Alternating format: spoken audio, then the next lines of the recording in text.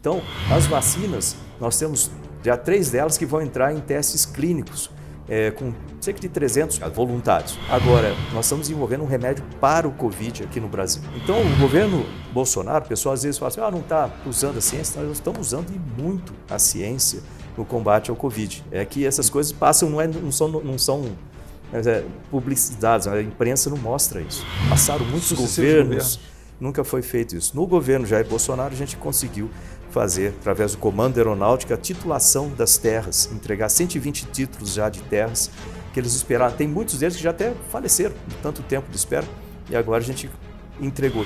Eu falei para meus amigos que eu quero ser piloto, eles falaram que é impossível. Eu acho que eles têm razão. Como é que eu vou passar, como é que eu vou competir com os outros que estão fazendo cursinho e tudo mais? Presta atenção, eles têm a vida deles, eles fazem o que eles quiserem com a vida deles. Você pode ser tudo o que você quiser na vida, desde que você estude, trabalhe, persista e sempre faça mais do que esperam de você. E a minha vida inteira eu servi o país.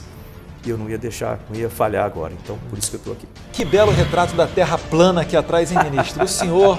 Terra plana, foi. Virando aí, provavelmente botou esse quadro aqui depois da crítica de alguns jumentos, né, falando de terra plana. Mas eu gostei. Essa foto foi o senhor que tirou? Foi eu que tirei. Essa e aí, é redonda ou é plana? Brasília, a cidade que determina o rumo dos 210 milhões de brasileiros. Um lugar que desperta desconfiança em muita gente. E não é sem razão. Você sabe do que eu estou falando. Mas nos últimos tempos, o Brasil está começando a mudar. E goste ou não, essa mudança passa por aqui. Em uma era de fake news, onde a credibilidade da grande mídia se destrói a cada dia, o cidadão quer conhecer de perto a verdadeira revolução que vem ocorrendo em nosso país. Políticos, artistas, ativistas, personalidades de diversos setores que impactam a vida do povo brasileiro vão estar aqui. E você vai conhecer a verdade, descobrindo o que o Brasil precisa saber.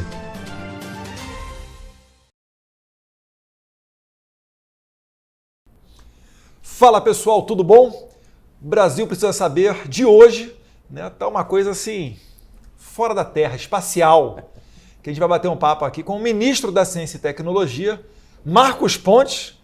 Muito obrigado, ministro, por ter aceitado o nosso convite. Prazer conversar com o senhor. Eu que agradeço, um prazer poder compartilhar. Tem muita coisa que acontece nesse ministério, coisa boa para o país, que eu quero agradecer essa oportunidade de mostrar para os nossos brasileiros.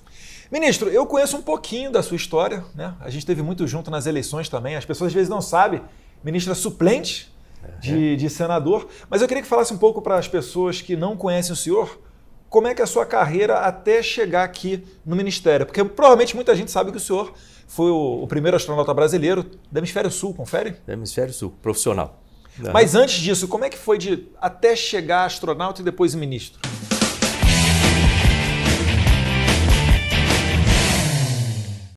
Bom, a história começa lá em Bauru, né? Eu sou de Bauru, interior de São Paulo. Meu pai, seu Virgílio, ele era servente de serviços gerais do Instituto Brasileiro do Café.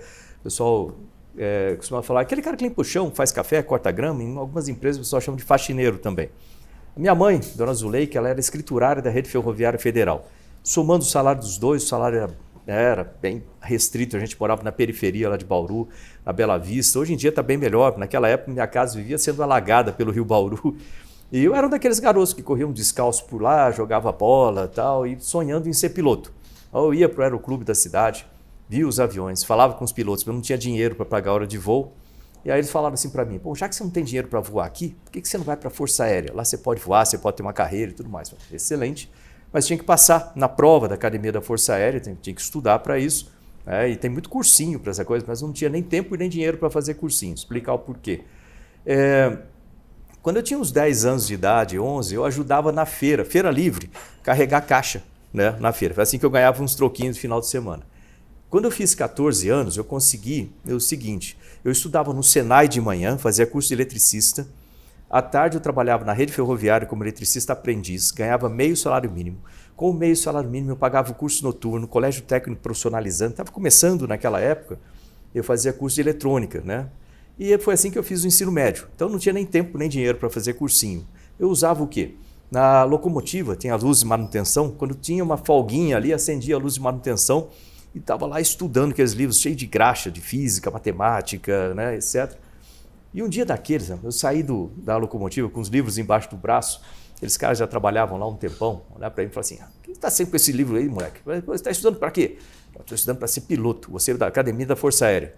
Você, cara real, você é coisa para filho de rico, você nunca vai conseguir, você vai ficar frustrado. Né? Cheguei em casa aquele dia, chateado demais. A minha mãe, Dona Zuleika, ela tinha olhos azuis, era italiana, assim, brava para chu, olhou para mim e falou assim, o que foi? Falei, não, fala logo o que foi. Eu falei para meus amigos que eu quero ser piloto, eles falaram que é impossível. Eu acho que eles têm razão. Como é que eu vou passar, como é que eu vou competir com os outros que estão fazendo cursinho e tudo mais? Eu falei, presta atenção. Eles têm a vida deles, eles fazem o que eles quiserem com a vida deles. Você pode ser tudo o que você quiser na vida, desde que você estude, trabalhe, persista e sempre faça mais do que esperam de você. Acreditei nela, fiz a prova da academia, passei, fui para a Academia da Força Aérea, lá eu fiz curso de Administração Pública e Ciências Aeronáuticas, me formei como piloto. De lá eu fui para Natal, Rio Grande do Norte, para fazer curso de piloto de caça, ala da aviação de caça, aquele que voa aqui do lado, né? Uhum. Me formei lá, fui para Santa Maria, no Rio Grande do Sul, né? 3º e 10º grupo de aviação. Lá eu fui transformei em líder de elemento, né? Que era o número 3, depois líder de esquadrilha, que lidera os 4 aviões, né? Instrutor da aviação de caça, instrutor de liderança. A minha vida na aviação de caça estava progredindo bem, mas eu falei o seguinte, olha, eu preciso estudar mais. Aí falei com o comandante, pedi autorização e falei, eu quero fazer um curso de engenharia. Ele falou, pô, engenharia onde? Pô, você quer fazer ela no ITA. Você tá louco? Lá só tem gênio. Eu falei, acho que eu devo ter cara de burro. Assim. Mas eu falei, posso tentar? Foi o que eu imaginei. Pô, dá direta dessa na cara. Eu devo tentar. Ele falou, pode. Vai lá, faz o vestibular. Se passar, você entra. Aí fui lá. Aquele vestibular suave e tranquilo do ITA, Tranquilo, né? lá do ITA, né? Sossegado. Estudei, fiz o vestibular, passei. Fui para a Engenharia Aeronáutica. São 5 anos, né?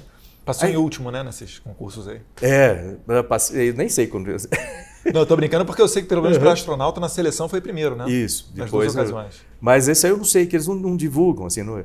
Aí eu fiz o ITA e durante o tempo lá eu notei o seguinte, falei, olha, na divisão de ensaios em voo que tem lá dentro do CTA, lá tem a piloto de testes de aviões e o engenheiro de testes de aviões, os dois em 2 corpos diferentes, vamos chamar assim. Não tinha nenhum que era no mesmo corpo. Falei, tá aí uma coisa interessante, se eu pegar a minha parte de piloto com a parte de engenheiro e me transformar no piloto de testes, eu posso ser o primeiro piloto de testes aqui, dessa nova geração, que é piloto e engenheiro. Foi o que eu fiz, entrei para a divisão de ensaio em voo, fui ser piloto de testes, e como eu era piloto e engenheiro, surgiram várias oportunidades. Na verdade, eu costumo falar assim, você tem que criar a oportunidade, né? Uhum. E aí eu voei praticamente todos os aviões que o Brasil tinha na década de 1990, aí mandaram para os Estados Unidos, eu voei com a Força Aérea Americana, voei com a Marinha Americana, lá eu voava F-15, 16, F-18. Voltei ao Brasil, mandaram para a Rússia para voar o MiG-29, né, o Fulcrum. Que é um sistema totalmente diferente, né? É diferente, o sistema é diferente, inclusive o freio dele é diferente. Né, o freio, normalmente esses aviões, o freio em cima aqui, né? E no MiG era na mão, assim, que nem bicicleta, diferente. Bom, voltei ao Brasil, fiz um primeiro mestrado em otimização de trajetórias orbitais, lá no ITA, com o professor Sandro.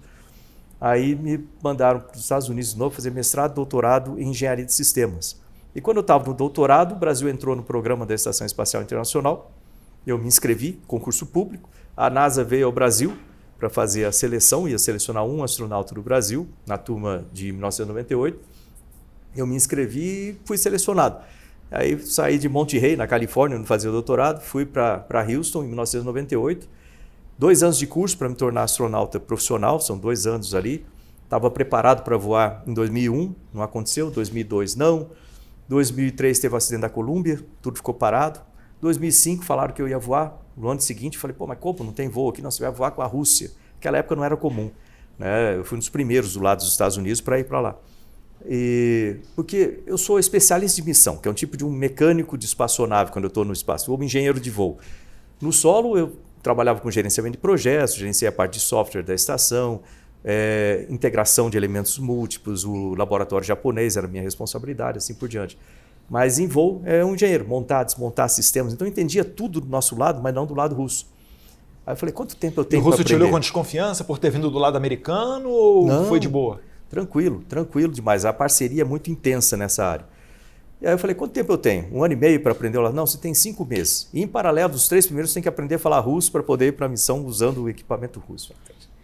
Mas ok, né? Papirou lá o idioma russo, então? Direto, 3 meses, em paralelo com os sistemas.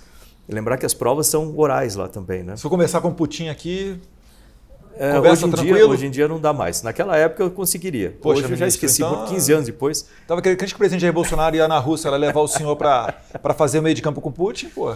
Eu posso ir, dá para se treinar um pouquinho, volta, é igual andar de bicicleta.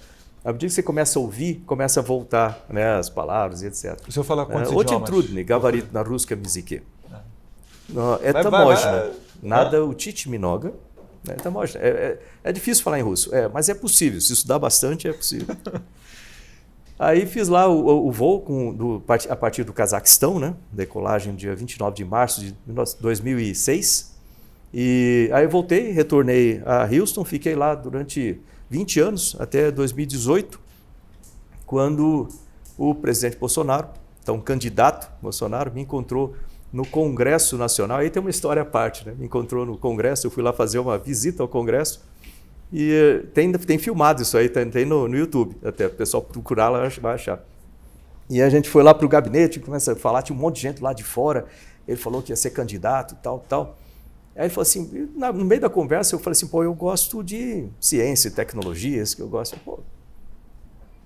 Vem cá. A gente foi lá de fora, aquele jeitão dele, lá de fora, lá, aquele monte de gente. Eu falei assim, pessoal, vem cá, quem sabe aí quem é o ministro de ciência e tecnologia agora? Ninguém sabia. Não sei. Pois é, o cara tá lá, não sabe a diferença entre gravidez e gravidade. Lembra que ele falava disso? Aí, alguém conhece esse cara aqui? Conhecemos, não. O que você sabe dele ser o ministro de Ciência e Tecnologia? Então, pronto, você é o cara, se eu for eleito, você vai ser o ministro. Isso foi em março de 2018. E aí, lógico que é uma mudança grande, né, na minha vida, né? Mas uma coisa que eu pensei naquela época foi o seguinte, falei, olha, se eu não aceito, quando eu ficar mais velho, lá no finalzinho da vida, eu vou olhar para trás e falar assim, tem duas alternativas, o governo deu certo, o governo não deu certo. Se deu certo, eu vou falar assim, eu podia ter participado. E não aceitei. Se deu errado, pior ainda, eu falo assim, eu podia ter ajudado e não ajudei. A minha vida inteira eu servi o país. E eu não ia deixar, não ia falhar agora. Então, por isso que eu estou aqui. E eu lembro que nesse período, ministro, o presidente Jair Bolsonaro, ou o candidato, enfim, ele falava, se alguém me apresentar uma pessoa mais qualificada do que o coronel Marcos Pontes, eu aceito conversar para o Ministério de Ciência e Tecnologia. E eu ficava pensando, será que vai aparecer alguém? Doido. E, de fato, não apareceu ninguém mais qualificado. Eu acho que tá em boas mãos. Estava bem. E olha, é muito bom. Esse ministério, assim, eu tenho uma honra muito grande de liderar esse ministério, porque se você for ver, ciência e tecnologia está no centro de tudo, e o futuro é do conhecimento. Então, todos os setores precisam de ciência, precisa de tecnologia. Você fala tecnologia na educação, na infraestrutura, tecnologia na agricultura, na saúde. Então, eu falo que esse ministério é uma ferramenta. Isso que é muito legal, a gente trabalha para os outros. E se for olhar, todas as nações que têm uma boa qualidade de vida, nações desenvolvidas, elas têm universidades, centros de pesquisas de ponta, enfim, de inovação. Pode olhar, Coreia do Sul, Israel, Estados Unidos, pode pensar qualquer nação desenvolvida, ela tem um grande centro tecnológico. E perguntar para o senhor, quando eu fui presidente da Credem, em 2019, eu acredito que um dos principais projetos que nós apreciamos lá foi o Centro de Lançamento de Alcântara, né? A possibilidade de fazer lançamentos comerciais para o espaço. Por que Alcântara é um bom local para se fazer esse lançamento de foguete? Por que não poderia ser em outro local? Por que é tão bom Alcântara? Olha só, Alcântara, né? Imagina, aqui está o planeta, né? Eu vou fazer de novo para o pessoal. Depende agora se você está falando de quem, porque para mim aqui está o planeta, poderia ser assim, né? Tem gente que fica caçoando da gente falando que terra plana, pô, isso é absurdo. Mas depois eu vou voltar nesse assunto. Aqui está o planeta, o Equador, né? O planeta gira em torno do Equador, então existe uma velocidade escalar aqui, né, que já é grande por causa da rotação e do raio do planeta. Então, qualquer coisa lançada com ângulo baixo de lançamento, o ângulo zero é no Equador, 90 graus é polar.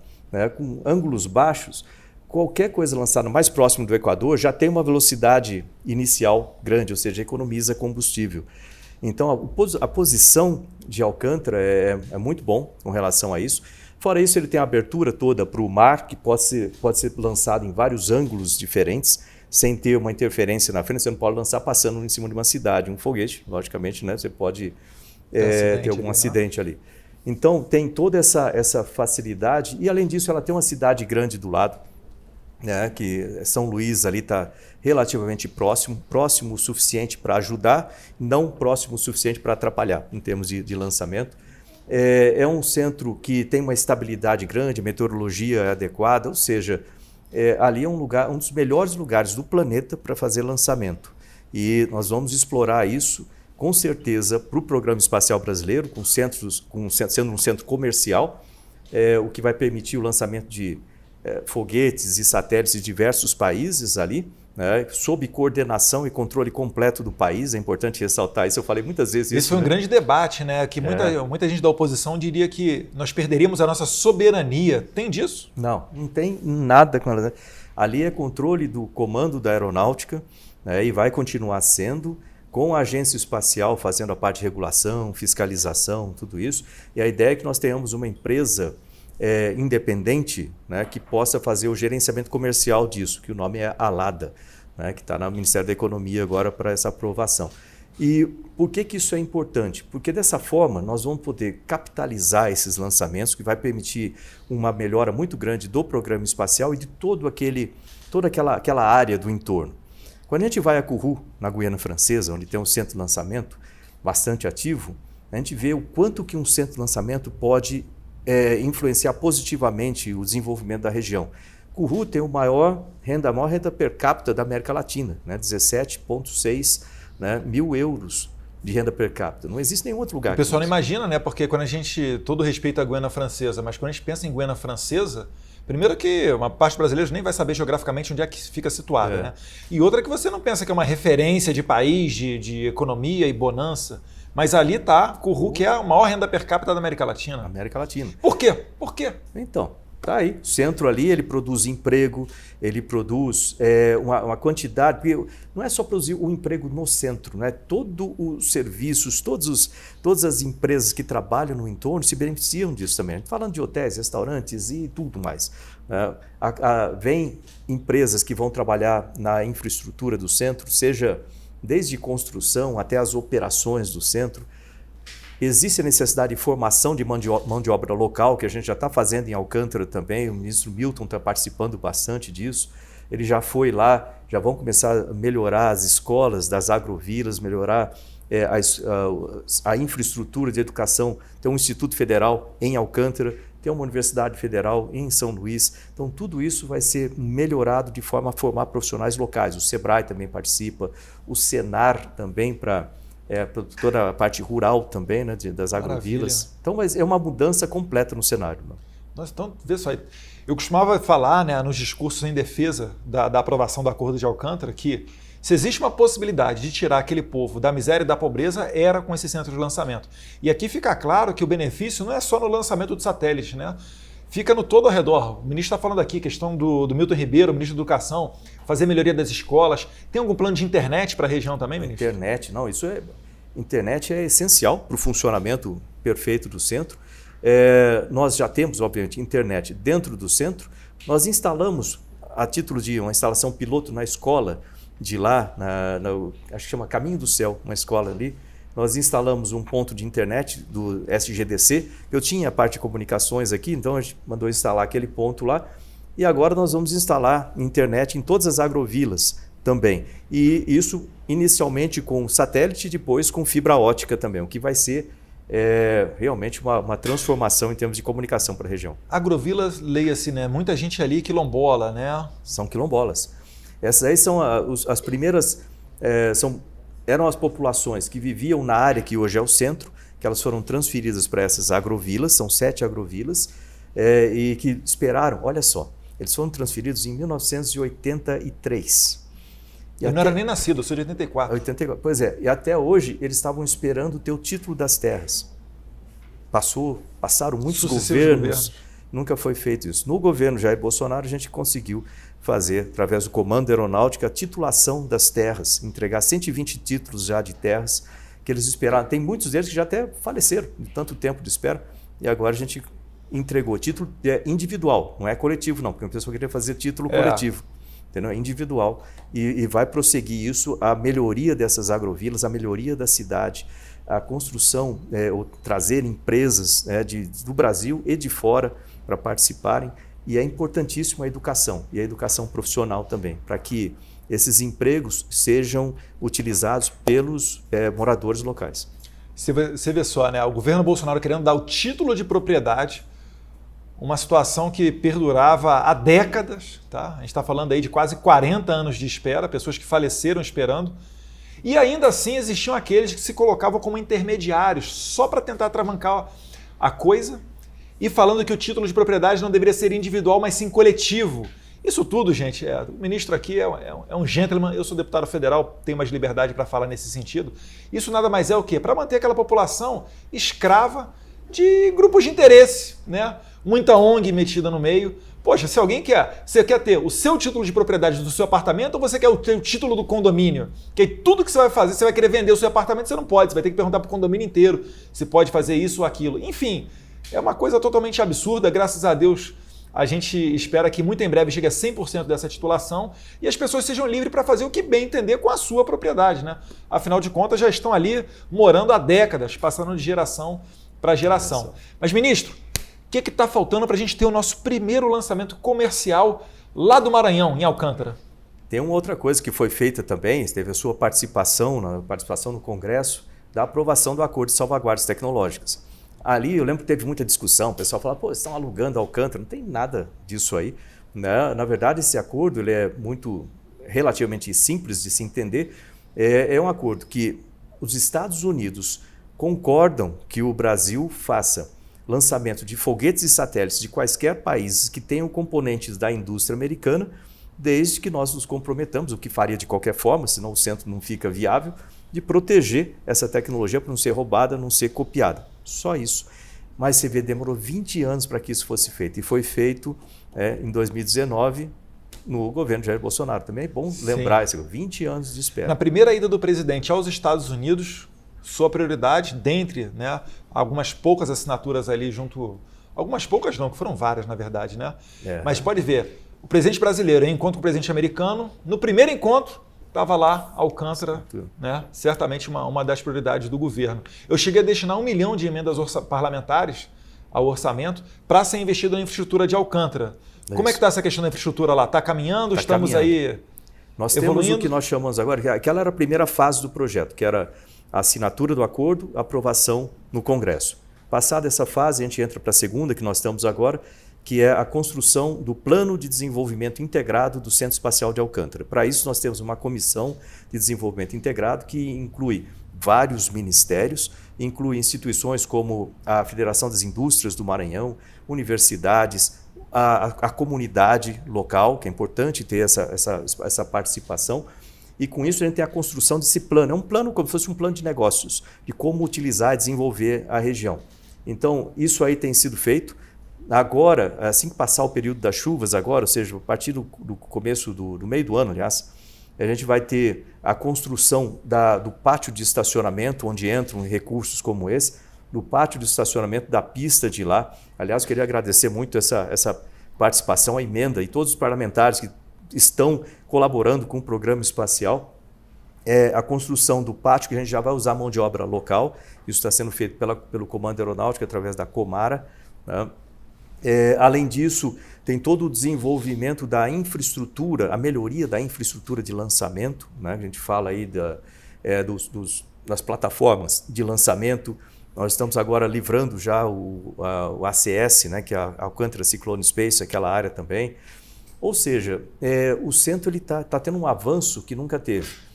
E a ideia é que nós tenhamos, nesse ano ainda, lançamentos de teste para manter o pessoal de mão quente, vou chamar assim, de pequenos foguetes, e para o ano que vem que a gente já tem o primeiro lançamento comercial. Aí sim. Né? E aí a gente já foi feito um edital internacional pela Agência Espacial Brasileira e tem 9 empresas internacionais e nacionais que foram selecionadas, então essas empresas vão ser as primeiras a lançar de lá.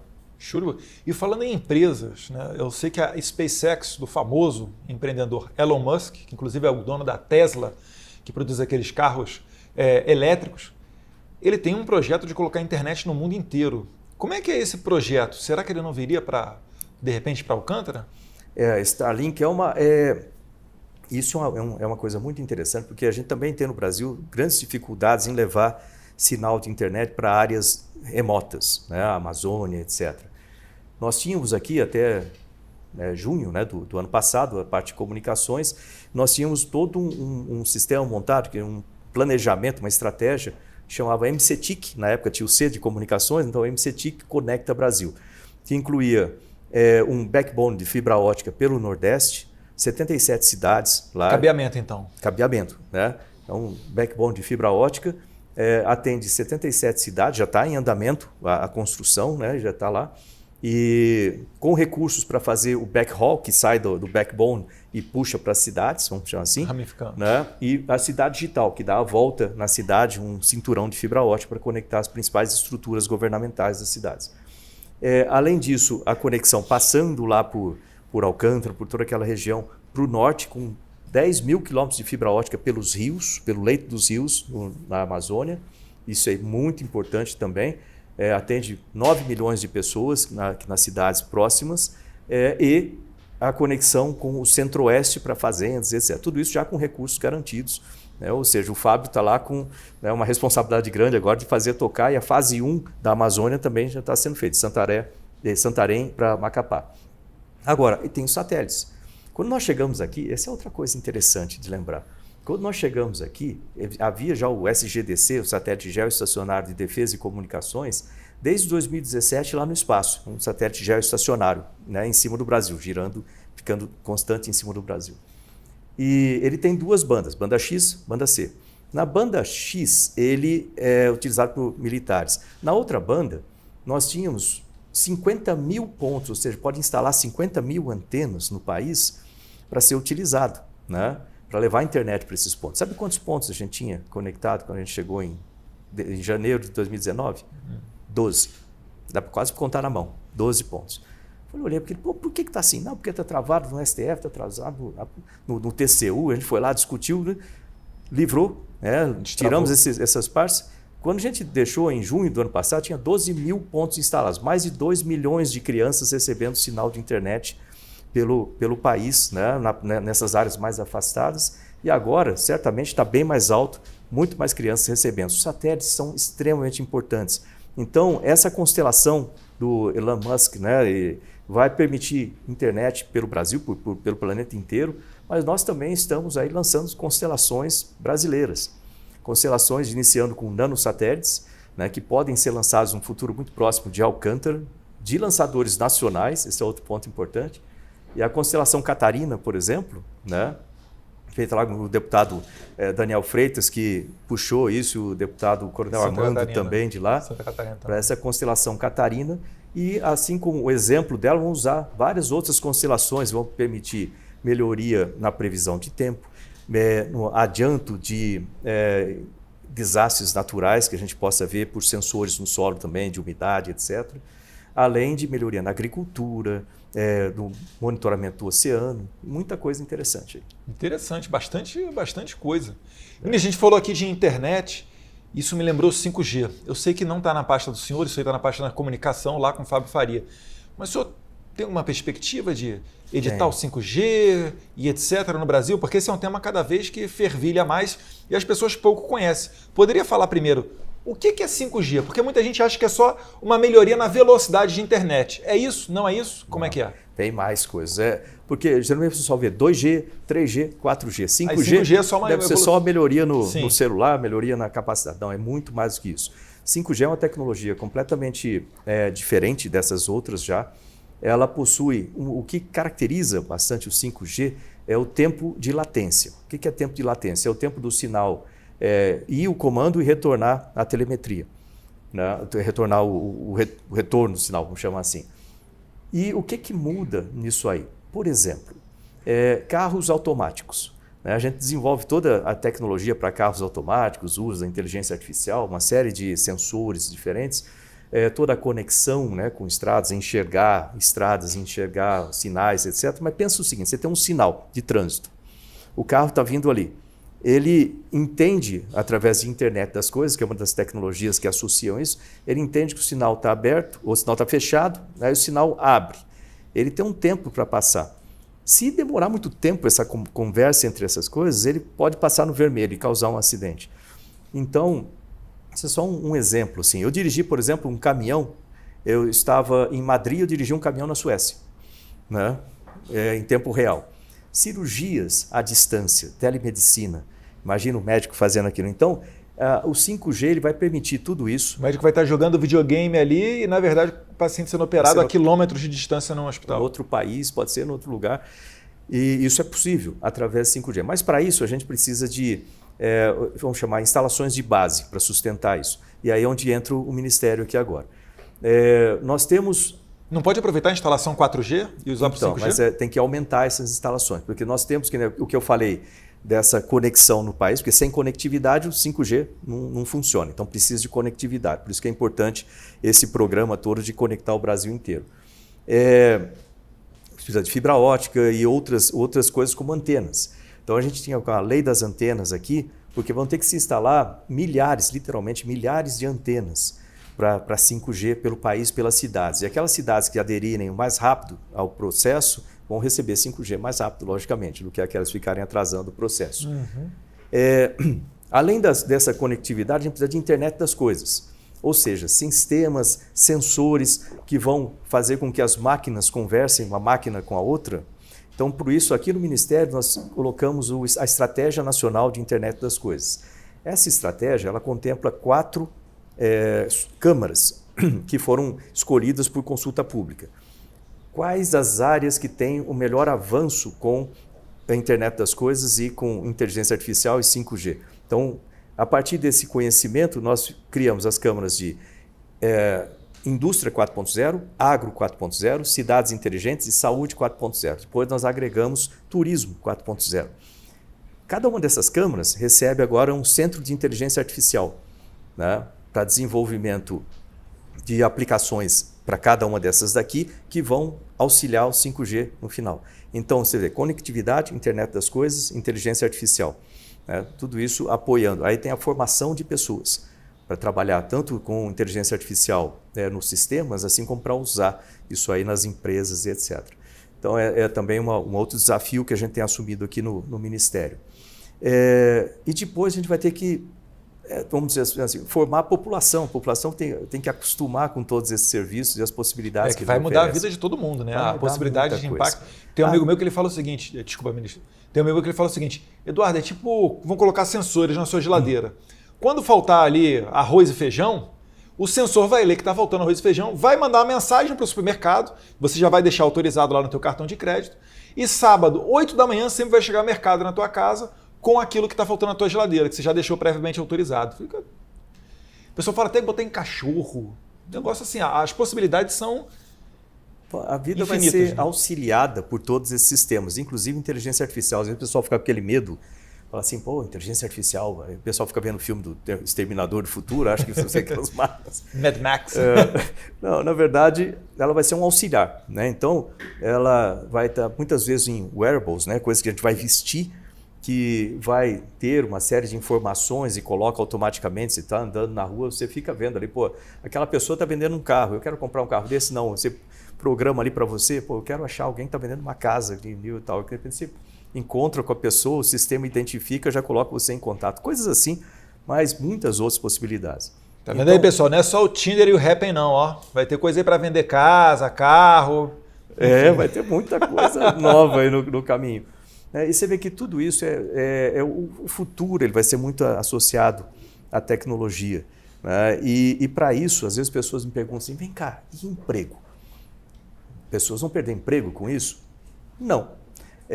O que vai acontecer é que você vai ter profissões que ainda não existem, você vai ter empresas que ainda não existem, e as pessoas vão ter que ser treinadas, os cursos das universidades vão ter que mudar, cursos técnicos vão ter que se adaptar, e cursos de reposicionamento de pessoas, né, de profissionais. Então, vamos voltar lá atrás para a gente entender isso. Imagina, eu fiz, por exemplo, na minha época, lá curso de datilografia, né, aquela máquina de escrever, né, eu fiz curso de datilografia. Hoje ninguém usa mais isso, ninguém faz, porque não tem mais máquina de escrever, pelo menos que eu saiba. Então, o que a gente faz? A gente usa, a gente teve que se readaptar. Os profissionais que eram datilógrafos hoje fazem outras coisas. Mesma coisa no agronegócio. Você imagina aquelas pessoas que cortavam cana, né? Pô, aquilo é um serviço, não sei se já entrou no meio de um canavial, aquele é um pozinho, mas aquela coisa é horrível, aquela situação. Não tem mais esse tipo. A máquina faz isso aqui. Agora, aquelas pessoas elas fazem outras coisas. Trabalham na manutenção das máquinas, trabalham na operação das máquinas. O trabalho fica mais associado ao conhecimento. Então, precisa adaptar as pessoas. Então, é uma questão de adaptação, não perda de empregos. Sim, sim. Por um ministro que não barre a inovação dos empregos, né? Baixar uma portaria aqui determinando que não se pode aqui acabar com a profissão X e substituí-lo por máquina, enfim. Para bom entendedor, pingo aí. Vamos lá. Ministro, estamos falando aqui de satélite, internet, 5G, etc. Mas hoje em dia não tem como fugir do tema pandemia. É isso. O Ministério ele tem alguma ação nessa pandemia, desenvolvimento de vacina, enfim. Qual é a atuação do MCTI nessa questão do coronavírus? A ciência e a tecnologia e as inovações, a gente tem um papel central nisso aí. Às vezes as pessoas não veem, é igual fio de parede, né? Você não está vendo o filme, ele está trazendo a energia para tudo aqui. Então a gente trabalha como auxiliar, vamos dizer assim, de todos os outros ministérios, inclusive o Ministério da Saúde. Eu costumo colocar muito aquela imagem, sabe, corrida de bastão, né? Revezamento. Sim. A gente desenvolve, por exemplo, um novo remédio, a gente desenvolve uma nova vacina e entrega para o Ministério da Saúde, que é responsável em aplicar aquilo como política pública de saúde. Da mesma forma que, por exemplo, desenvolver um tipo de tipo de asfalto diferente que aguente as intempéries do norte, né, e durem mais, a gente desenvolve mas quem aplica, quem faz é o Ministério da Infraestrutura. E assim o Tarcísio está levando os louros do senhor então, poxa. Nós somos um conjunto. Né? Essa é uma coisa boa do governo Jair Bolsonaro, que os ministérios eles trabalham em associação, não é mais cada um de um partido diferente, aquela questão de ninguém que se conversar, a gente tem que trabalhar para ajudar um outro. Então, eu ajudo muito a agricultura, eu trabalho muito com a agricultura, desenvolvimento de sistemas para a agricultura. E na saúde, nós temos uma estratégia que foi traçada lá no começo do ano passado, antes da pandemia se instalar no país. Que às vezes a gente ouve o pessoal falar assim, mas o governo Bolsonaro não está fazendo nada, não está com a ciência. Olha só, deixa eu falar essa história então bem clara aqui. Em fevereiro do ano passado, antes da pandemia se instalar no país, nós já criávamos aqui no Ministério a Rede Vírus MCTI. É uma rede formada por pesquisadores, cientistas do setor de virologia, imunologia e toda essa área. Então eles têm as sub-redes, uma que trata de vacinas, uma que trata de sequenciamento genético, outra que trata da parte ambiental e assim por diante. São pessoas que realmente conhecem. E esses cientistas que nos deram as diretrizes do que fazer aqui no Ministério para o combate em termos de ciência. E essa estratégia está dividida em ações imediatas e ações continuadas. Como o nome diz, imediatas são aquelas que se aplicar na hora, desde o ano passado, e continuadas que vão permanecer aí por muitos anos, né, o desenvolvimento disso. Nas ações imediatas, nós temos 4 boxes, né, 4 caixinhas, vamos chamar assim. A primeira são ações de prevenção, a segunda, ações de testes diagnósticos, a terceira, tratamento inicial, a quarta, tratamento avançado. Embaixo, nas ações continuadas, nós temos o conhecimento do vírus, a primeira caixinha, né, que é conhecer sequenciamento do vírus, a gente tem feito muito isso atualmente. A parte de patogênese, o que o vírus faz no corpo humano e quais as sequelas, que isso vai continuar por muito tempo, essas análises. A terceira, desenvolvimento de vacinas nacionais, também tem muitas novidades boas sobre isso. E a quarta, melhoria da infraestrutura do país, não só para essa pandemia, para as próximas também, que vão ter outras. Então, dentro de cada uma dessas caixinhas, nós temos uma série de ações que são feitas. Vou dar alguns exemplos.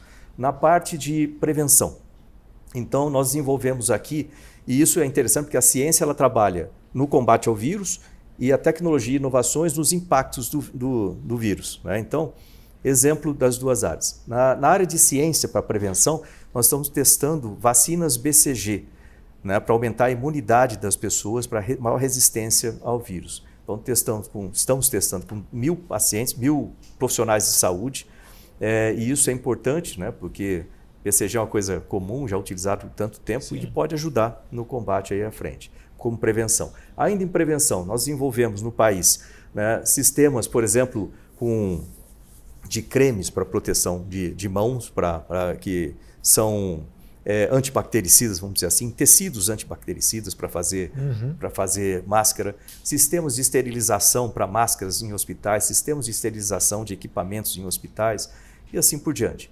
Na parte, exemplo só, né? Tem muitas outras coisas, na parte de testes diagnósticos, Lembra quando começou a pandemia, a gente não conseguia importar testes diagnósticos? Pois é, nós investimos para desenvolver reagentes nacionais. Então, hoje a gente tem reagentes nacionais, a gente faz o teste que precisar, inclusive se precisar com a mutação sair fora do alcance dos testes, a gente consegue mudar os reagentes aqui de forma a pegar tudo isso. Além disso, a gente tem teste diagnóstico com inteligência artificial, sem reagentes, né? Uma série de coisas importantes nesse sentido. Na parte de tratamento inicial, você não ouve muito pessoal falar de anitazoxanida, mas a anitazoxanida ela foi testada. Tá? Assim, lá em fevereiro, nós começamos a testar 2.000 medicamentos. Gostei do tratamento inicial. Tratamento inicial. Para o início dos sintomas. Então, tem que mudar o nome, senão o pessoal já cai naquela espiral de sempre, já... E a gente não tem, você vê, em prevenção a gente está testando a BCG, mas esse tratamento com a anita ou com a nitazoxanida, né, ele é para quando a pessoa já está contaminada nos primeiros dias, está com aquele sintoma gripal ainda. Nós começamos a testar com 2.000 medicamentos, usando inteligência artificial no Laboratório Nacional de Biociências, método extremamente científico. 2.000 medicamentos. Desses 2.000, escolhemos 5 que tiveram melhor resultado na conexão assim, da molécula do medicamento com o vírus. E aí, desses 5 medicamentos, nós testamos com células humanas no laboratório. A nitazoxanida mostrou 94% de inibição do vírus. Bom, então, um bom candidato para a terceira fase, que é teste clínico com paciente, para demonstrar mesmo que pode funcionar com uma célula e não funcionar com o corpo inteiro. Então, fizemos o teste com 400 pacientes, duplo cego. Uma das maiores cientistas do Brasil do setor, a doutora Patrícia Rocco, a equipe dela, ela tem 400 artigos publicados internacionalmente, ou seja, é uma sumidade.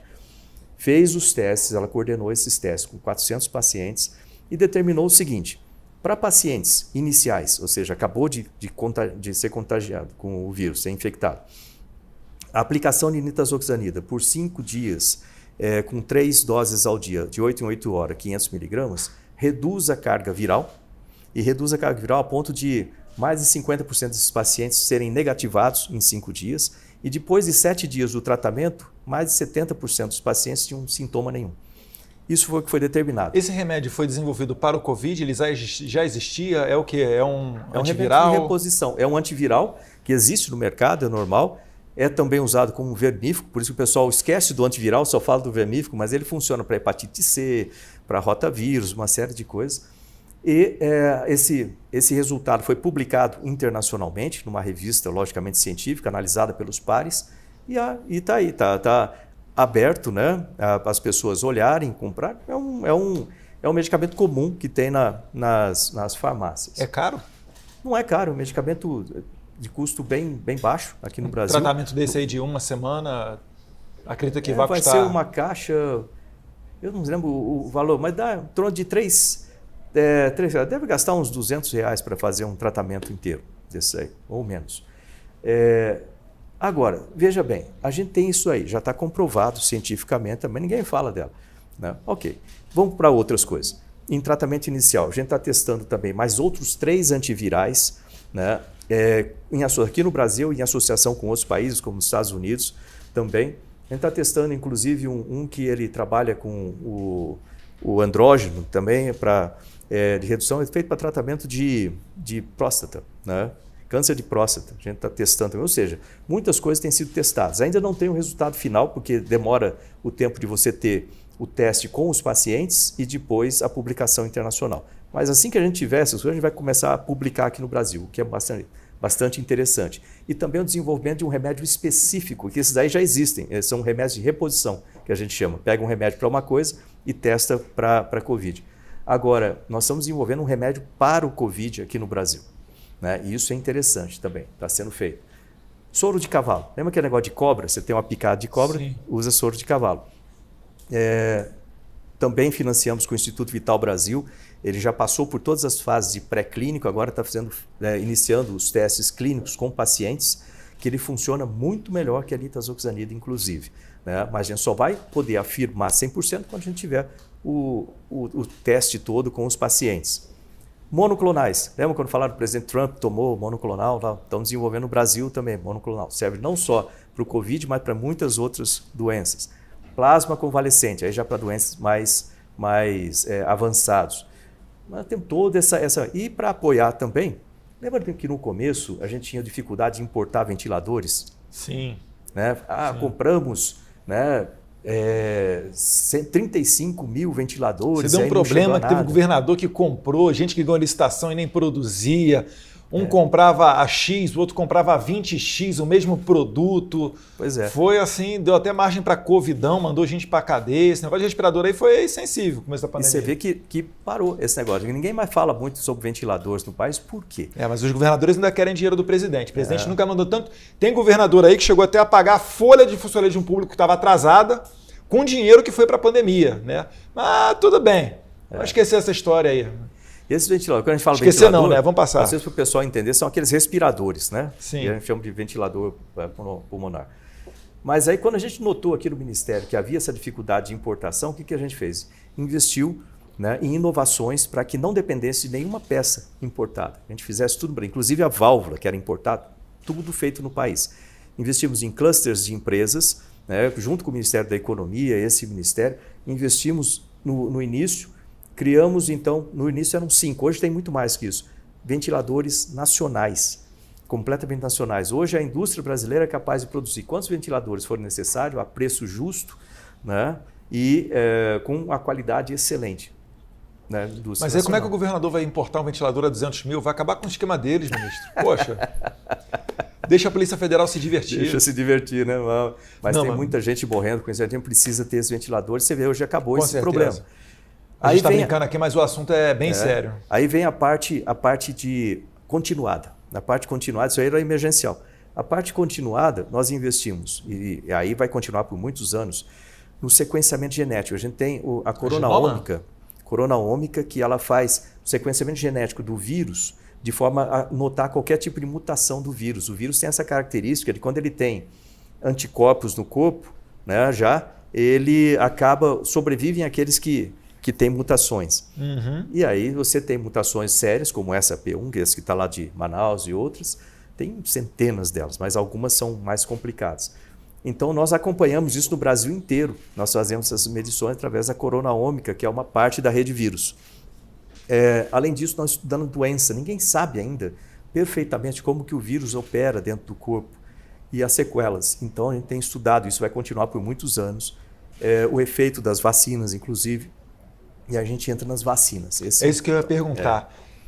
Tem alguma perspectiva de ter uma vacina brasileira produzida aqui, nacional? E por que isso é bom? Já que existe aí pelo menos uma dúzia de vacinas pelo mundo, será que não é melhor o Brasil comprar essas vacinas? Uhum. Por que é interessante desenvolvermos a nossa própria? E em que pé que isso está no Brasil? De uma forma muito simples, é só lembrar dos respiradores ou dos ventiladores. Ficar na dependência internacional de assunto crítico para a sobrevivência das pessoas não é uma coisa boa. Esse é um primeiro ponto de vista. Segundo, é o seguinte, o Brasil ele é muito bom em produção em escala de vacinas e a aplicação. Nosso programa de imunização ele é muito bom. É só que você precisa ter as vacinas. E aí você tem as opções. Eu compro do exterior, desenvolvo o IFA, né, o insumo farmacêutico ativo, aqui. Qual a vantagem de você ter o seu próprio insumo? Né? Primeiro que isso ajuda a produção de empregos, etc. Fica mais barato para o país, inclusive. E outra coisa, com as mutações do vírus, pode ser, e se Deus quiser não, mas pode ser que, né, essas vacinas que existem hoje, elas percam eficiência rapidamente, o vírus escape das vacinas. É chato falar isso, mas é uma possibilidade bem factual. Com isso, você vai ter que pedir para o exterior lá, ligar lá para Sinovac, para falar, eu preciso que você faça a modificação para cá, essa dependência não é boa. Se a gente tem as vacinas aqui, desenvolvidas aqui no Brasil, né, todo o processo ativo, você muda conforme a necessidade do seu país, você produz quanto você precisar, né, no seu país, produz emprego no país, né, e fica mais barato para o governo como um todo. Com isso, o que nós fizemos? Nós investimos em 15 tipos de vacinas, porque tem várias possibilidades, vírus inativado, vírus parcial, vírus irradiado, pedaços da proteína S1, daquele spike, mensageiro, RNA, mensageiro com nanotecnologia e tal. Então, nós investimos em 15 tipos para quê? Para desenvolver essas tecnologias no Brasil. Né? Nós temos cientistas muito bons, mas a gente precisa ter o desenvolvimento das tecnologias aqui com eles. Então desenvolvemos isso. Dessas 15, 3 delas já passaram por toda a fase de desenvolvimento e agora estão na fase final, 3 delas já terminaram, estão na fase finalzinha ali de, se chama de testes pré-clínicos com animais, né? E agora vão entrar nos testes clínicos. Tem fase 1, 2 e 3. A fase 1 e 2 elas são feitas em conjunto, geralmente com algumas centenas só de voluntários, para testar a segurança da vacina. E depois entra a fase 3 com milhares de pessoas, 20 mil pessoas, por exemplo, para testar a eficiência da vacina. Então nós estamos nessa fase já da entrada na Anvisa, da documentação dessas 3 vacinas, para começar a fase 1 e 2. E isso... O pessoal dos animaizinhos vai reclamar, hein? O pessoal vai reclamar. Eu lembro até, né, que eu falei com um pesquisador. Vocês lembram daquele caso dos beagles, que um grupo entrou no laboratório, pegou os beagles, salvem os beagles, tal. Ele falou para mim, Eduardo, aquilo ali levou à falência daquele laboratório. Mas se ele existisse ainda hoje, certamente estaria sendo usado, né, na questão da pandemia, desenvolvimento de medicamentos, vacinas, etc. Então, parabéns para você. Roubou o beagle bonitinho e agora estamos aqui morrendo de Covid, tá? Desculpa o desabafo, ministro, mas é só para mostrar que o radicalismo não leva a lugar nenhum. E olha só, nós temos aqui nesse ministério o CONSEA, que é um conselho que trata justamente do uso de animais, né, de forma científica, de forma ética, e existe tudo isso, ou seja, a pessoa não precisa se preocupar com isso. Existe um protocolo, não é que vai chegar aqui torturar, botar agulha no olho do bicho. De jeito nenhum, a coisa é feita de uma forma criteriosa, existem pesquisadores que trabalham com isso de uma forma muito, muito precisa e ética. Então, as pessoas não precisam se preocupar com essa questão, não, que tudo isso é feito de uma forma correta, né? Então, as vacinas, nós temos já 3 delas que vão entrar em testes clínicos, com cerca de 300 pacientes. São pacientes voluntários, né? E para testar a segurança. E logo depois entra na fase 3, que é para testar a eficiência da vacina, e pode ter uma abertura intermediária. Dando positivo, a gente já começa em ação emergencial pela Anvisa, né, a colocar. Então, o governo Bolsonaro, o pessoal às vezes fala assim, não está usando a ciência. Nós estamos usando e muito a ciência no combate ao Covid. É que essas coisas passam, não são publicidades, a imprensa não mostra isso, mas está aí. Exatamente. E no Congresso Nacional, dentro do orçamento, nós, deputados, estamos discutindo essa questão. Provavelmente, quando esse programa for ao ar, o orçamento já estará aprovado. Nós conversamos a respeito do orçamento para a inclusão não só de orçamento para vacina, né, assim como orçamento para o xenotransplante, que é outra coisa muito interessante, né, que já entrou no orçamento. Xenotransplante é a utilização, por exemplo, de rins de porcos para pessoas, mas não é qualquer porco, né? Isso aí é feito, o porco ele é criado com mutação genética e ele é feito por clonagem, nasce no laboratório e depois eles fornecem os rins. Esses rins, eles a mutação genética para não ter rejeição no corpo humano, né? E esses rins podem tirar a pessoa da fila do transplante de rim. Para você ter uma ideia da quanto isso é importante. Ministro, então quer dizer que vai ter gente utilizando órgão que veio do porco? Porco, por exemplo, chama xenotransplante. Então, esses órgãos são porcos, obviamente, especiais, eles nascem no laboratório com mutação genética para reduzir a possibilidade de rejeição e também clonagem. Então, eles nascem e morrem no laboratório, mas eles fornecem isso. O trabalho que eles fazem para o ser humano, você imagina o seguinte, você conhece alguém que faz diálise? Sim. A qualidade de vida... gira em torno daquilo dali. Vai lá embaixo. E nós temos no Brasil em torno de 100 mil pessoas que ficam na fila do transplante de rim, né? E entram 30 mil por ano nessa fila, saem 22 mil que conseguem o transplante e morre uma delas a cada 6 horas esperando o transplante. Você imagina isso. E fora a mudança de qualidade de vida. No momento que você consegue atender isso e colocar esses rins nessas pessoas, reduzir essa fila, primeiro você melhora a qualidade de vida das pessoas, segundo o gasto. O SUS gasta 3,9 bilhões por ano com diálise para isso, 3,9 bilhões. E o investimento que a gente vai fazer nisso aqui está na ordem de 24, 30 milhões. Ou seja, para fazer o primeiro laboratório. Você vê a diferença, 24 milhões, 3,9 bilhões de economia, né? Logicamente proporcional, mas isso é uma coisa maravilhosa. Você pensar, isso que é ciência e tecnologia. Pequeno investimento, grande retorno. E outra coisa, esse xenotransplante não serve só para rins. Existe um componente do pâncreas, são ilhotas de um nome complicado, que eu nunca lembro direito, Langerhans, alguma coisa assim. Se o senhor não lembra, certamente não serei eu que vou fazê-lo. E lembra que eu sou engenheiro aeronáutico, isso eu aprendi há pouco tempo. E essas ilhotas produzem insulina. E aí tem muita gente que tem diabetes tipo 1, né, que tem que aplicar insulina direto. Sim. O transplante, o implante dessas ilhotas que tira do porco e implanta na pessoa, pode produzir insulina para a pessoa resolver o problema da diabetes 1. Pensa nisso. Maravilha. Certamente muitas pessoas vão procurar esse tipo de coisa. É isso que eu gosto aqui do Ministério, que tem essas possibilidades, sabe, de você fazer tanta coisa boa para as pessoas. E os recursos, eu costumo falar assim, recursos para ciência e tecnologia não são gastos, são investimentos que têm retorno alto, retorno garantido para todos os ministérios. Aqui para o Ministério mesmo, a gente coloca nos outros, né? E isso funciona bem. Sim, bacana. Ministro, a gente está quase chegando aqui no final da nossa conversa. Eu queria saber o seguinte, como é que funcionam as cooperações internacionais? Quais países dá para dizer assim, esse país aqui é parceiro aqui do nosso ministério na área de ciência e tecnologia? Dá para falar algum? Estados Unidos, Israel, Índia, Coreia do Sul, Japão, não sei. Temos. E essa é uma coisa que tem duas características. Eu não gosto muito de falar de mim, mas nesse ponto ajuda bastante. O fato de ser astronauta tem uma facilidade internacional, cria uma facilidade muito grande de aproximação internacional. Porque você vai como ministro, mas existe uma curiosidade natural, abrem muitas portas. Eu tenho amigos no planeta inteiro, literalmente, né? Não só no planeta Terra, como no espaço sideral? Bom, lá eu não posso falar ainda. Mas aqui, por exemplo, o ministro de Ciência e Tecnologia da Espanha é amigo meu. O Pedro Duque, é astronauta também, amigo meu. E assim vai. Tem uma série de exemplos aí. Isso abre muitas portas. O fato de eu ter trabalhado com a ONU também para desenvolvimento industrial também abre, facilita. Eu tenho uma certa facilidade de fazer isso. Resultado disso é que nós conseguimos estabelecer, nesses 2 anos e pouco, né, dezenas de parcerias muito interessantes para o país. Por exemplo, com os Estados Unidos, nós temos parcerias na área espacial, não é novidade por causa da NASA, né, ali dentro, uma facilidade com isso. Nós fazemos parte do programa Artemis da NASA.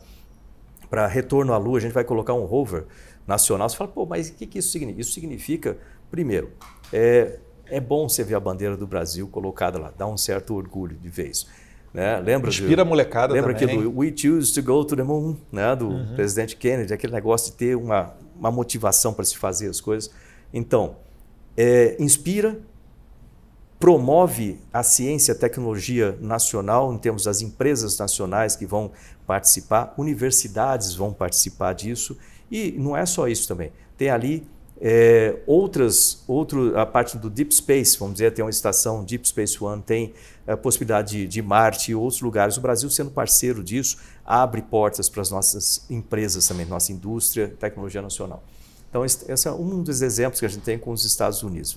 Israel é outro país foi a minha primeira viagem aqui, dia 29 de janeiro de 2019, eu já estava indo lá para Israel para ver a parte de águas, o gerenciamento de águas, de salinização, a parte de espaço e etc. Nós estabelecemos uma parceria com Israel, que antes era a nível de ministério. Eu conversei com o Netanyahu, tive a chance de falar com ele lá com essa primeira viagem, e elevou a nível de país. Então está lá agora para ratificação no Congresso, mas isso é a nível de país. Então nós podemos, por exemplo, participar com agricultura, com segurança e etc. Eu lembro que eu tentei até colocar esse acordo para pautar na última semana de trabalho enquanto presidente da Credem, mas a oposição realmente não permitiu. E o acordo de Alcântara também dominou uma boa parte ali dos debates, com audiências públicas, etc., até conseguir depurar certinho e amadurecer para a votação.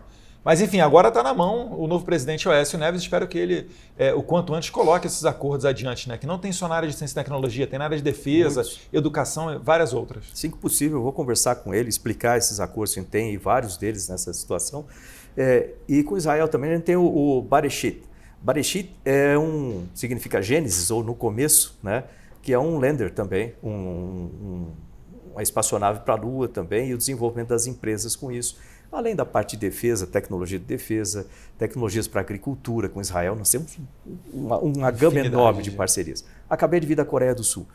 Também um país maravilhoso e eles abriram as portas assim, 100%, falaram assim, olha, eu vou te explicar exatamente o que nós fizemos aqui e a gente vai trabalhar junto para ver o que a gente pode fazer, né? Como que está o Brasil e como que a gente pode colocar tudo que a gente fez aqui, né, para te ajudar a desenvolvê-la no país. Empresas também, a participação de startups, empresas, né, tanto com Israel, Estados Unidos, Coreia, direto, né, essa troca de informações, tanto de empresas grandes quanto empresas pequenas, startups, troca de pesquisadores, ou seja, muita coisa. Com o Japão também, né, a gente assinou aqui um memorando de entendimento com o Japão, recentemente com a Noruega também, 2 semanas atrás assinamos um memorando também. Com a Índia, eu estive na Índia lá, fiz o lançamento do satélite Amazônia 1. Foi sensacional. Também completa abertura e parceria. Aí a gente está olhando para a parte de Eu fiquei para morrer quando a imprensa falou que o Brasil não tinha relações boas com a Índia, por isso que não via a vacina, os insumos. Nossa, e a relação ali, acho que é a melhor possível. Para ter noção, né, em 2019, quando nós foi 2020, nós fomos lá, isso. Em janeiro. Eles convidam uma vez por ano um chefe de Estado de outro país para ser homenageado na Índia, né, na data nacional. Exato. Aí tem aquele desfile com tanques, avião, encontro com o primeiro-ministro, com o presidente, enfim.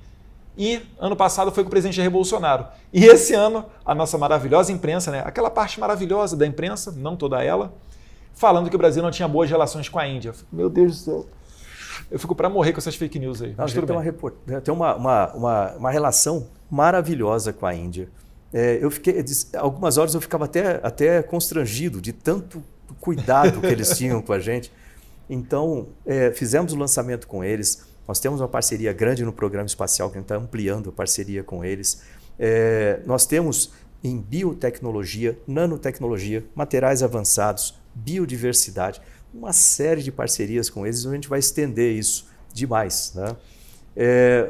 E assim vai, tem um monte de exemplos. Alemanha, Inglaterra. Será que não seria melhor a gente resgatar a nossa política internacional quando a gente tinha projetos como Venezuela, Cuba ou Nicarágua? Será que não são países de ponta para a gente ou fazer igual o pessoal do PCdoB faz, que manda a gente para a Coreia do Norte, aí o cara volta para cá para palestrar sobre os benefícios do sistema? É claro que eu estou fazendo uma ironia, tá? É porque eu fico assim, eu não consigo. Eu começo a ver o pessoal criticando política internacional, ministério disso, mais relações com aquilo, quando na verdade as pessoas não têm noção, as pessoas não, né? Uma parte delas maldosamente tentam pintar relações que realmente não existem. O Brasil hoje em dia, é claro, a gente tem um potencial para estar muito melhor, né? Esses 2 anos de governo de Jair Bolsonaro, praticamente foi só pandemia. Não deu para colocar adiante tudo que nós gostaríamos. O cobertor que era curto está mais curto ainda, né? Tem essa questão com a responsabilidade fiscal. Mas, assim, certamente aqui dentro do Ministério da Ciência e Tecnologia tem muita notícia boa, mas muita notícia boa. Entrando aqui, eu já peguei um folhetinho, vi uma matéria, falei, paguei missão aqui para minha assessoria. Essa notícia aqui, prepara que dá para fazer uma imagem e uma matéria sensacional só com essa primeira daqui. Fora as outras, né? Poxa, nós temos muitos desenvolvimentos. Lembrando que o Ministério é responsável por toda a política de ciência, tecnologia e inovações do país. Importantíssimos os nossos membros disso. Aí, quando digo membros, a gente está falando de CNPq, que auxilia a pesquisa básica, a FINEP, que é um órgão essencial para todo o sistema de ciência, tecnologia e inovações do país, a Embrapi, que também ajuda nisso. Nós temos 27 unidades vinculadas. Então, o Ministério é responsável por essas políticas e da coordenação com os estados, então, com as fundações de amparo à pesquisa dos estados, as secretarias de ciência e tecnologia dos estados, dos municípios, quando tem o desenvolvimento dos municípios, ou seja, a gente faz isso aí, a gente serve como um hub central. Então, muito contato com as empresas, todo o setor produtivo aqui também. E nós somos responsáveis também pela toda a política nacional de informática e automação. Entra aí toda a parte de transformação digital, internet das coisas, tudo aqui.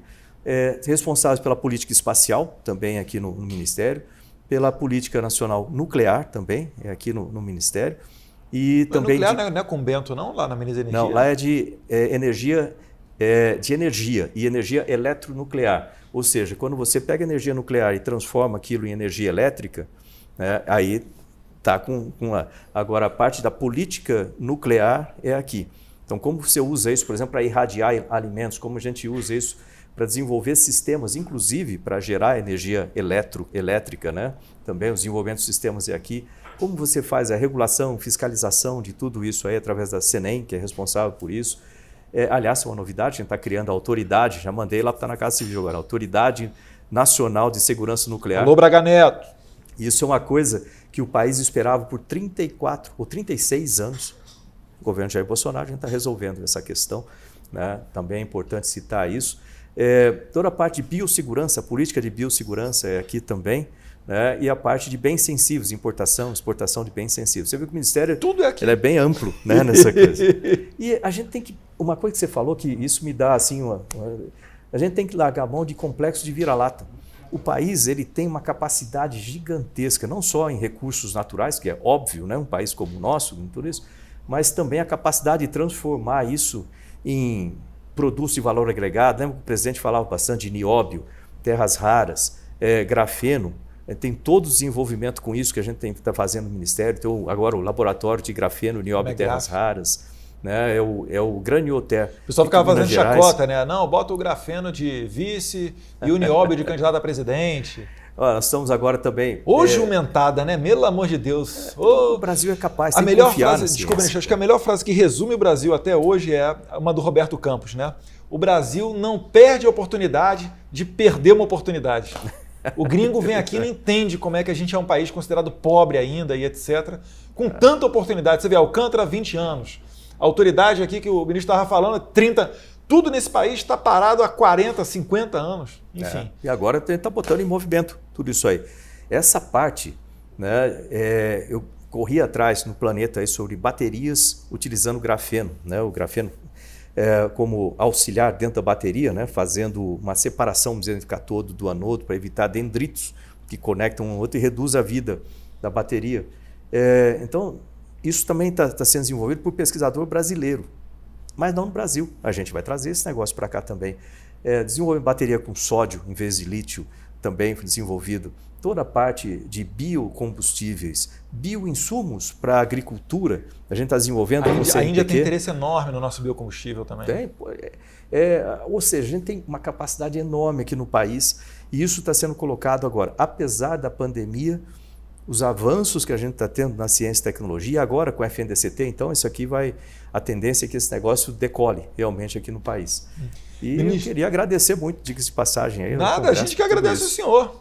Aproveitar para agradecer a Cris, que é a pessoa aqui do Ministério da Ciência e Tecnologia que mais trabalha e decola aqui. Você manda mensagem para ela, ela responde, enfim, 24 horas, desde o tempo de campanha. Mas o bate-papo tá bom, deu para perceber que a gente poderia ficar aqui facilmente a semana inteira falando, mas está chegando no final do programa e aí é a nossa hora do livro. Eu não vou aqui ousar a dar um livro da área de ciência e tecnologia para o ministro, que já foi até para o espaço, né? Então vou dar aqui o Marxismo Desmascarado, Ludwig von Mises, dá aqui para o senhor um livretinho. Pô, obrigado. O senhor que aprendeu russo em alguns meses, isso daí o senhor vai ler em 2 minutos, certamente. Pô, eu que agradeço. Obrigado mesmo. Obrigado. Sabe que eu adoro livro, né? Assim? Eu gosto muito de livro. E é gozado que é um negócio desde criança, até o cheiro do livro, sabe? Que você comprar o livro. E deixa eu estar também presente aqui do Ministério. Aqui é coisa simples, né? Tem um livrinho aqui do Ministério, mas isso! De coração, ué. Coisa rara, ó. A gente vindo no Ministério ganhando presente. A revistinha que eu falei. Ministério. Aqui, ó. Essa notícia... não está aqui não. Está dentro do outro folheto. É que isso aí é diário. É diário? Diário, isso aí. Então provavelmente eu peguei um ali, um desatualizado. Mas é um boletim do MCTIC. Isso. Edição especial, 35 anos. Ali, ó. Ali tem um outro mais. Já até botou aqui, tá esperto, hein? Essa aqui que você tem que fazer a matéria, ó. Presidente Jair Bolsonaro destaca satélite brasileiro no lançamento do Fundo para o Desenvolvimento Sustentável e a Bioeconomia da Amazônia. Novidade para a Amazônia. Tá vendo? Vai de vacina a 5G, satélite e a Amazônia. Tudo. Sensacional. Sensacional. A tecnologia está em todo lugar, né? Isso é importante a gente notar e acreditar na ciência brasileira. A gente tem pesquisadores com altíssimo gabarito, motivar essa garotada, né, para as carreiras de ciência e tecnologia. É uma, vamos dizer assim, é uma área que eu tenho certeza, para todos os jovens que estiverem nos assistindo aí, que queiram entrar para essas carreiras, eu tenho certeza que eles vão ser muito felizes. Ministro, chegando no final, o senhor que tem uma história de vida de superação, né, como contou aqui, vindo de uma origem humilde, chegando até a vencer um concurso da NASA. Da AFA já seria complicado, do ITA já seria complicado, mas ainda foi para o exterior. Foi 01 na seleção da NASA também, não é isso? No curso depois. No curso.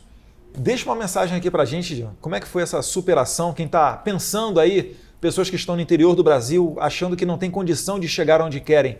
Qual é a mensagem que o senhor deixa?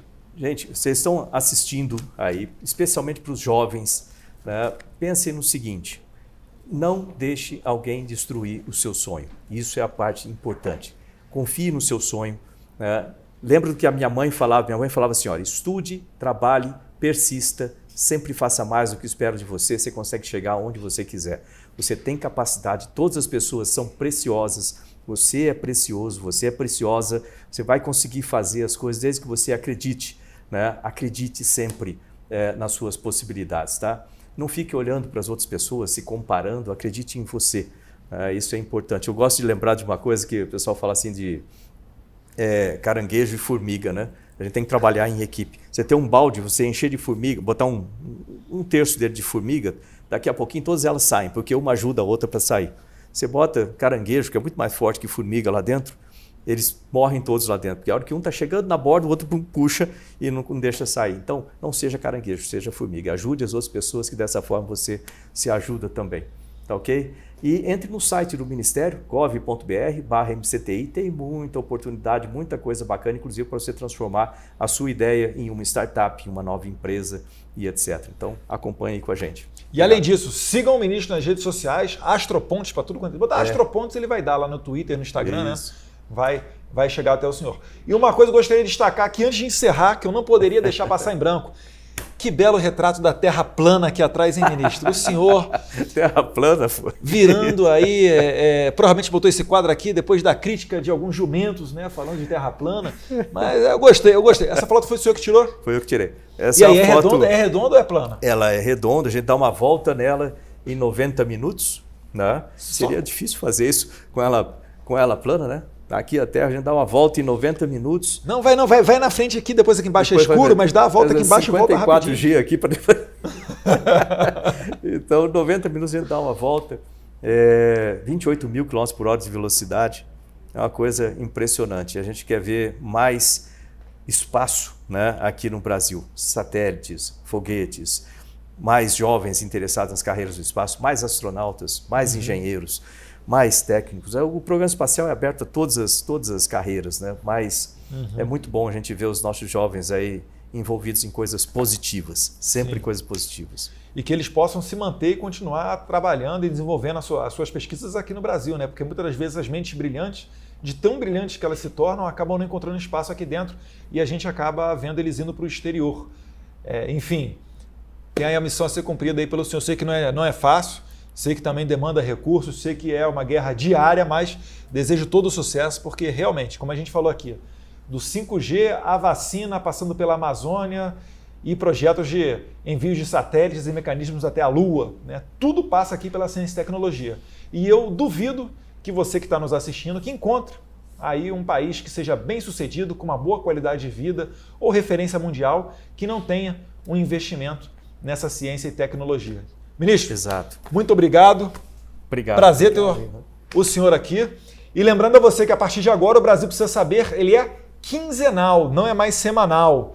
Mas fica de olho, a gente aproveita para pedir para que vocês nos sigam nas redes sociais, não só o Astropontes, eu também, tá? Clica lá no botãozinho dos alertas do YouTube, que aqui sempre tem o que o Brasil precisa saber. Um abraço, fiquem com Deus.